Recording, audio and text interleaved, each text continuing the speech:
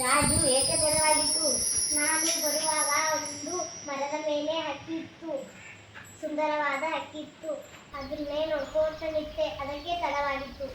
ನೆನಪಾಯಿತು. ಮೊಂಡಗದ್ದೆ ಪಕ್ಷಿಧಾಮಕ್ಕೆ ಅಲ್ಲಿ ಬಹಳಷ್ಟು ಹಕ್ಕಿ ಬಂದವಂತೆ. ಹಾಗಾದರೆ ಇವತ್ತು ಪಕ್ಷಿಧಾಮ ನೋಡಲು ಹೋಗೋಣವಾ? ಸರಿ, ಹೋಗೋಣ. ಪಕ್ಷಿಧಾಮಕ್ಕೆ ಇಲ್ಲಿಂದ 4 ಕಿಲೋಮೀಟರ್ ಇದೆ. ಬಸ್ಸು ಹೋಗೋಣ, ನಡಿ ಬೇಗ.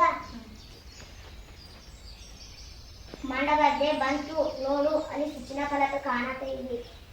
ಚಿತ್ರವಿಂದ ನಾನು ಪಕ್ಷಿಯನ್ನು ನೋಡಿದ್ದು. ಇದು ತುಪ್ಪಳ ಹಕ್ಕಿ. ಒಳಗೆ ಹೋಗೋಣ, ನಡಿ. ಸಾಯಂಕಾಲ 6 ಗಂಟೆ ಒಳಗೆ ವಾಪಸ್ ಬರಬೇಕು, ಬೇಗ ನಡಿ. ಇದು ತುಪ್ಪಳ ಹಕ್ಕಿ. ಸಮುದ್ರದ ಕೊಕ್ಕರೆ. ಜೂನ್ನಿಂದ ನವೆಂಬರ್ ವರೆಗೆ ವಲಸೆ ಬರುತ್ತವೆ. ಮೊಟ್ಟೆ ಇಟ್ಟು ಮರಿಗಳ ಹಾಕಿ. ಇದರ ಆಹಾರ ಮೀನು. ಕಿಟಕಿ ಇಲ್ಲ. ಸರಿ, ಮುಂದೋದ್ರೆ ಅಲ್ಲಿ ನವಿಗಳು ಸಿಗ್ತಾವೆ. ಅಲ್ಲಿ ನೋಡ್ಕೊಂಡು ಅಲ್ಲಿ ಗೇಟ್ ಹತ್ರ ಹೋದ್ರೆ ಬಸ್ ಹತ್ತಿ ನಮ್ಮ ಊರಿಗೆ ಹೋಗೋಣ.